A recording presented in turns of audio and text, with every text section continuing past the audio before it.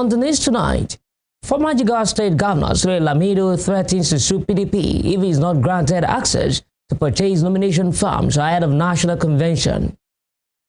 Ekiti State Governor Biodun Ibanji confirmed as APC governorship candidate for the 2026 election.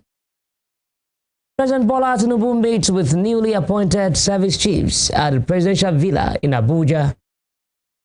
On the foreign scene, Cameroon's President Paul Biya extends rule after winning re-election. Good evening, this is News at 7 on Western Spring Television. My name is Okpayamuni. Former Jigawa State Governor and Chieftain of the People's Democratic Party, PDP, Sule Lamido, has threatened to take legal action against the party if he is not granted access to purchase nomination forms ahead of a forthcoming National Convention scheduled for November 15 and 16 in Ibadan, Oyo State. Lamido was speaking with journalists in Abuja on Monday after his attempts to obtain the PDP National Chairman nomination form proved unsuccessful. He disclosed that both the National Secretary, Senator Samuel Ayaw, and the National Organizing Secretary, Umaru Bature, were involved in the matter. During its 102nd National Executive Committee meeting held on August 25 in Abuja, the People's Democratic Party agreed to zone its 2027 presidential ticket to the south while allocating the position of national chairman to the north.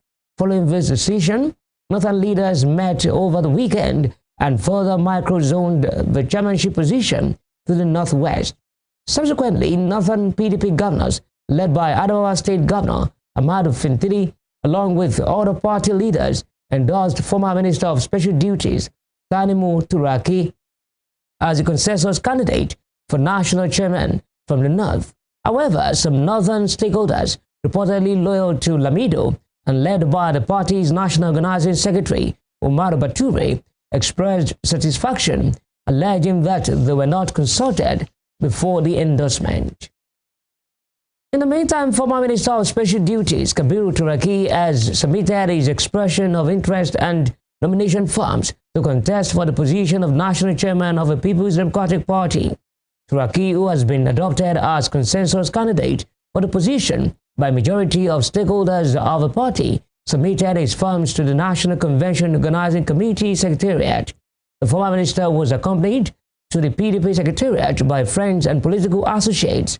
The party has slated November 15 and 16, 2025 for its elective National Convention for Ibadan, Oyo State. Governor Biodun Ibanji has been confirmed as the All Progressives Congress governorship candidate for the 2026 election in Ekiti State, following a consensus affirmation exercise held on Monday at the Ekiti Parapo Pavilion at Ekiti. The exercise saw 885 delegates from the 16 local government areas of the state endorse Oyebanji, who is seeking a second term as governor.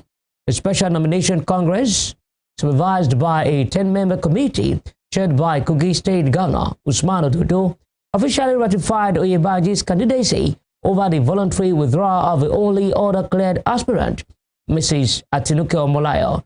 During the session, Senate leader and APC stalwart, Senator Okpayemi Bamidele, moved a motion for the ratification of Oyebanji's nomination as the party's consensus candidate. The motion was seconded by Speaker of the Ekiti State House of Assembly, Adeoye Stephen, who described the decision as a historic moment for the party. Committee, we work together. It's a collective effort. But simply because they don't want me to have my rest, they place on me to be their chairman. All my committee members, workaholic members, those that made it happen, to come out so that the entire nation will see the wonderful people that I work with. Please, my committee members, can you come out to join me?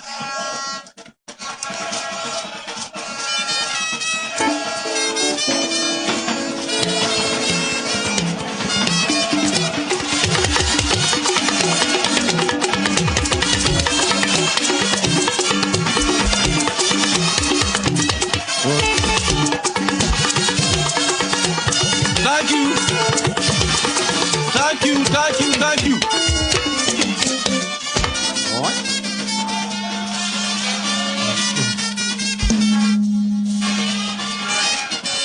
here with me.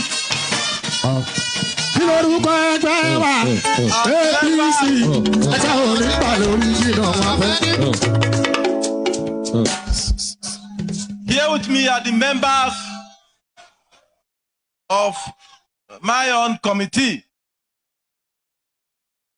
And I want to once again appreciate Mr. President for giving us this great honor. As it is today, the history of consensus primary election is being laid for the entire nation here in Ekiti State as a template worked upon by Mr. President. Ekiti State is the first state to make it happen. But one thing is special here. You cannot talk about this exercise without, it's an honor, it's a legacy that myself and my committee will never be taken for granted.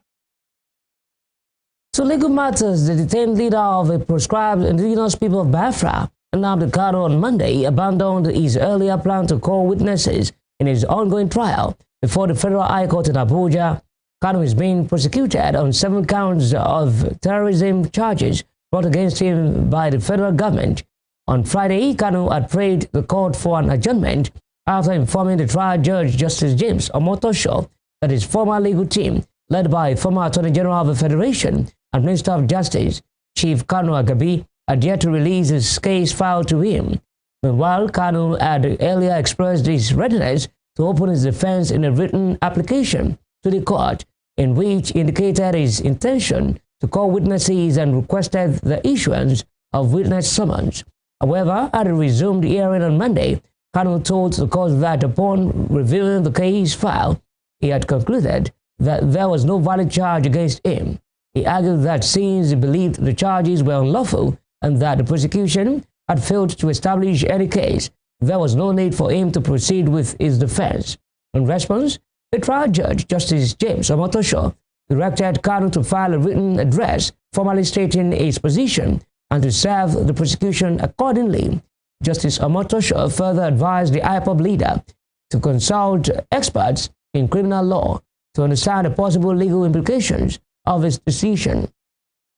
The judge thereafter adjourned the case to November 4, 5, and 6 for the adoption of final written addresses based either on Kanu's position that no case had been established against him, or for him to proceed with his defense if he decides otherwise.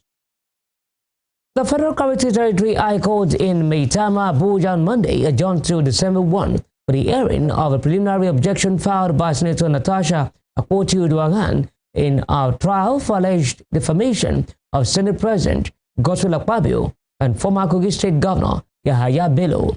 The trial judge, Justice Chizoba Oji, fixed the date after the prosecuting counsel, David Kaswe, informed the court that although the matter was scheduled for a hearing of the objection, the prosecution had been unable to serve its response on the defense. Kaswe, however, noted that the response was being filed with the court. Akpoti-Uduaghan was arraigned on June 19 on a 3-count charge bordering on harmful imputation filed by the Office of the Attorney General of the Federation and Minister of Justice. She, however, pleaded not guilty to all the charges. In Rivers State, High Court sitting in Port Harcourt has discharged and acquitted 12 travelers accused of killing a female police officer, Inspector Christiana Irekere. Irekere was attached to the Taba Police Division in Bori, Kana local government area of the state. Justice Augusta Chukwu, who delivered judgment on Monday, ruled that the prosecution failed to prove beyond a reasonable doubt that the defendants were responsible for the officer's death, which occurred on April 25, 2024, during a stop-and-search operation. In her judgment, Justice Chukwu stated that the evidence presented by the 6 prosecution witnesses was contradictory and largely based on hearsay, as none of them could prove that the actions of the defendants led to the death of the deceased. She further noted that an autopsy report revealed that the officer did not die from physical injuries, but from an underlying health condition. The court consequently discharged and acquitted all 12 defendants who had spent 18 months in custody and awarded 1 million naira each as compensation for their unlawful detention. Nigerian youths have been urged to actively engage in self-betterment to prepare themselves for the future. This formed part of the discussions at the Emerge Growth Conference 2.0, put together by a non-governmental organization, the EBEN Initiative in Osogbo. Isaac Aloba has the details. Analysts have argued that human capital development has a significant impact on Nigeria's economy. The EBEN Initiative agrees with this and has put action towards as the initiative convened the Emerge Growth Conference 2.0 in Osogbo on Saturday to empower youths to take charge of the cause of their lives. The keynote speaker at the event, Abayomi Adewumi, warned youths not to outsource their thinking to anybody, explaining that social media has become a distraction and youths must engage in self-betterment to prepare themselves for the future. My most important message to all the youth out there is, please don't outsource your thinking to anybody. The way the world works is such that there are forces at play that are bigger than you. The media is out there to distract you. A lot of people are there to... Entertainment is not just there because it is there. They want you to think in a certain way. So take charge of your thinking. Think for yourself. Speaking in an interview, founder of the EBEN Initiative and the convener of the Emerge Growth Conference 2.0, Ebenezer Ogunbode, explained that youths must remember that information is power in the current world and they have everything needed to emerge from their locality and from obscurity. They have everything within them to emerge from their locality. And information is very simple. You know, we have people that come from different industries to share ideas, business ideas on how to grow their business, ideas on how to be the best in the academics, how to be excellent, and the best of insight on how to be a better citizen for the country. So those are the information we're trying to pass across there. Because one of the guest speakers, Emmanuel Unduka, a social entrepreneur, explained that the event is crucial for Nigeria's human capital development because it helps young people see beyond their current environment and plan for the future. Another guest speaker, Oladotun Ajayi, expressed his confidence in Nigerian youths, pointing out that consistency is everything needed for growth. Conversations like this are very important because it helps young people to see beyond themselves, to see possibilities that exist even regardless of where they are or their background or their age, right? And so we need more resource personnel that can inspire people, share their story, and allow young people to understand that regardless of where they come from, regardless of their background, that they can be more, they can do more, right? And they can do great things, even from a small place. Usually because first I'm an example, right? So if I can do it, they can as well. So I'm very confident in them because with grace and consistency, they will be able to do so much great things in their different spaces right now. One beneficiary, Okpemikpo Adegoke, was full of life as she said she had been fired up by the conference and she was going to do exploits through the impact made by the conference on her. Okay, many of us have dreams, aspirations, ideas, but we do not know how to go about it. Conferences like this, they motivate us, they help us to even get better in life. Many of us, after this conference, we are going to go out and even do better in the world. We are going to do great things in the world. We are going to go global. The EBEN Initiative, whose goal is simply to drive growth, heat up passion, and allow youths to stand out in a multitude, says it has already impacted over 1,500 youths. It is hoped that the initiative can touch the lives of thousands of more Nigerians in the coming years. The Security President Bola Tinubu on Monday met with the newly appointed service chiefs at the presidential villa in Abuja. The new military heads arrived at the forecourt of a villa in a black Mercedes van piloted by a green Toyota Land Cruiser around 4 p.m. In attendance were the Chief of Defense Staff, Lieutenant General Olufemi Oluyede, Major General W. Shaibu, Chief of Army Staff, Rear Admiral I. Abbas, Chief of Naval Staff, Air Vice Marshal S.K. Aneke, Chief of Air Staff, and Major General E.A.P. Undiendeye, Chief of Defense Intelligence. Tinubu made sweeping changes in the military hierarchy on Friday, October 24, 2025. One person has been confirmed dead while 26 survivors have been rescued from a collapsed two-story building at 54 Cole Street near Cemetery Bus Stop in Oyingbo area of Lagos. The director of the Lagos State Fire and Rescue Service, Margaret Adesheye, gave the update in a fresh situation report made available to journalists on Monday. Adesheye, who had earlier confirmed the incident, disclosed that the Sari Gomo fire station team was immediately dispatched to the scene after receiving a distress call at about 12:20 a.m. on Monday. The agency confirmed that the structure, which had previously shown signs of distress, gave way while residents were still inside. The president of the Nigerian Association of Resident Doctors, Dr. Mohammed Sulaiman, on Monday said the federal government owes doctors and other health workers across the country an estimated 38 billion naira in accumulated allowances.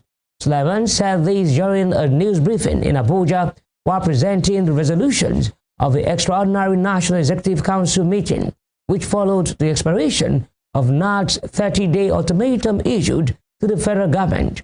We want that resident doctors have already begun ward rounds and patient handover ahead of the planned nationwide total and indefinite strike beginning Saturday, November 1, 2025.